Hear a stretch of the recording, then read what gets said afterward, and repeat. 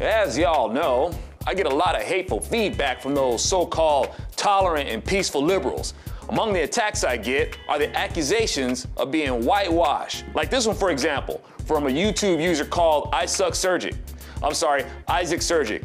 My apologies to anybody else named Isaac.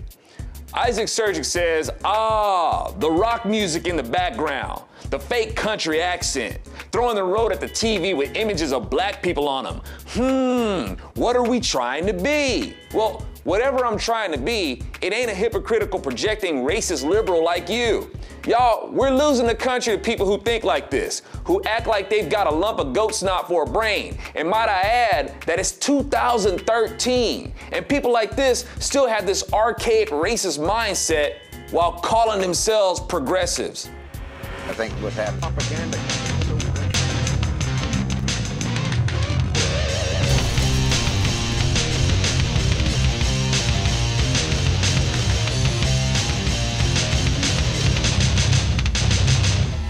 Okay, so I reckon Isaac is implying that I'm trying to be white because I play rock music and I have a fake country accent. I don't feel no ways tired.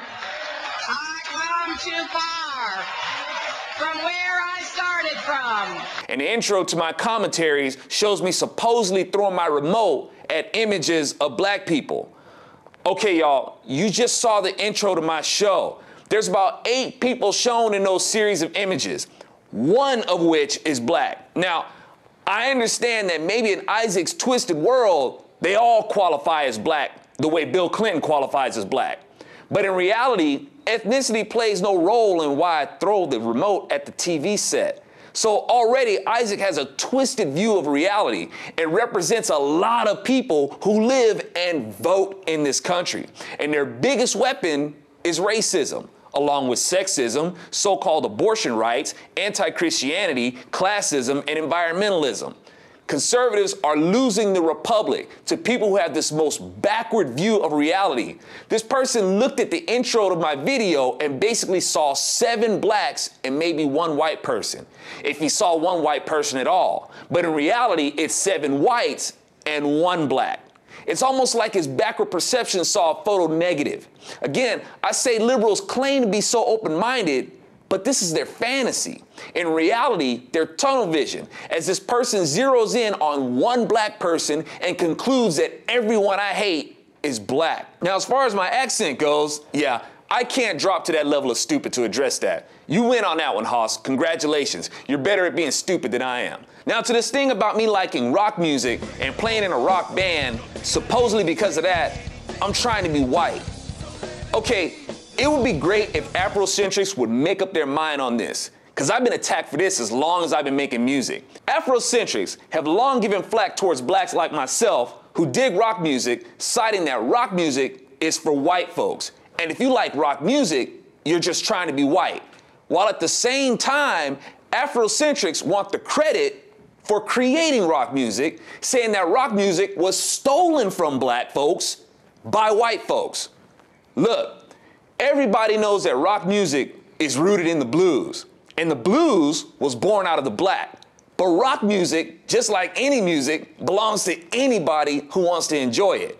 And it's sad when Afrocentrics whine about slavery, yet want to keep people shackled to a narrative regarding the kind of music they can or can't listen to. So make up your mind, Afrocentrics. Black folks created rock and roll, yet it's white folks' music. Okay, see, I got this thing I did called Freedom, and Freedom says I can listen and play whatever kind of music I want, and color ain't got squat to do with it. I get accused of being a sellout for being a conservative Republican. Yet the things y'all don't seem to understand about us so-called sellouts is that among our concerns is to not lead the black community to the Democrats who keep them in line by pandering to them to farm them as their voter stock, arresting their development in the communities run by the Democrat Party where crime is the highest, high school dropout rate is the highest, unemployment is highest, teen pregnancy is highest, as well as the abortion rate being the highest, unwed pregnancy is highest, etc. These communities reject Republicans while the Democrats run and ruin their communities. But somehow, this is the Republicans' fault. And not only that, after they reject the Republicans, they accuse the Republicans of ignoring them because Republicans are somehow racist. Now, I apologize in taking so long and getting around to addressing the song Accidental Racist by Brad Paisley and LL Cool J. And if you look at the feedback that the song got, unfortunately, you'll see that bigotry is still appealing. The song didn't have a chance. It's not a bad song. I personally thought the phrasing was a little weak in the verses, and the rap that LL Cool J did sounded a little dated. And LL Cool J's a madman on the mic, so we know he could have contributed a more interesting and less mediocre flow. Racism is worse when Democrats have the lead chair. Ebony and Ivory didn't get shot down in the Reagan years like Accidental Racist got shot down during Obama's term. Since Obama's the post-racial president, that song should have got slurped up like pudding on Scooby-Doo's face. But nope. People just want to point the finger, saying stupid stuff like there was more slavery under the American flag than under the Confederate battle flag. True.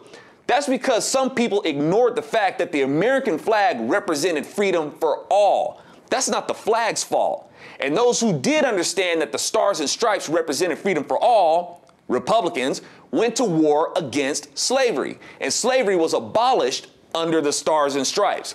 Those who wanted to force legalized slavery, Democrats, regardless of the fact that the stars and stripes represented freedom for all, went to war under the Confederate battle flag. So don't let people give you some crap about more slavery and more racist legislation happening under the American flag. No, those things happened under Democrats who wanted to keep such institutions despite what the American flag stood for and tried to claim and twist the American flag for their corrupted ideals. But to those who say that I want to be white and say that I'm a sellout for liking rock music, you want racism. You're addicted to being angry about it. You don't want racism to end.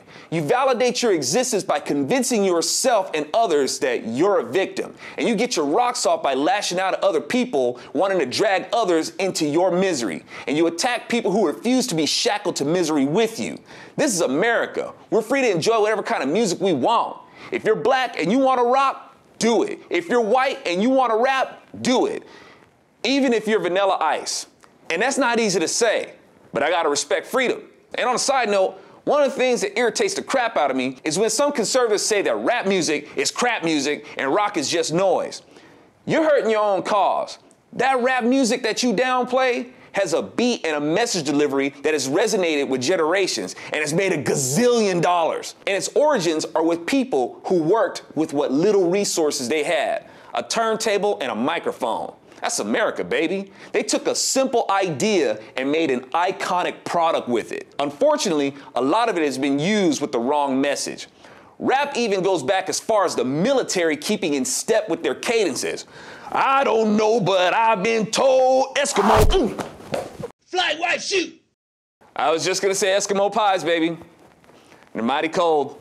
Conservatives talk about the free market, yet are too often dismissive of using the most marketable things to market conservatism. Now don't get me wrong, I ain't trying to say that Paul Ryan trying to bust a rhyme is gonna help the Republican Party.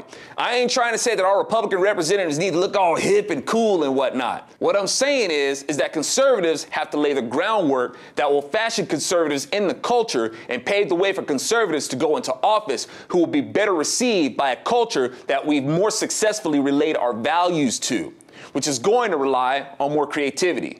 I'm AlfonZo Rachel, and if you think that the idea of having to stick to certain kinds of music because you're of a certain persuasion is straight up un-American, then please go to my band 20 Pound Sledge's Facebook page and click like.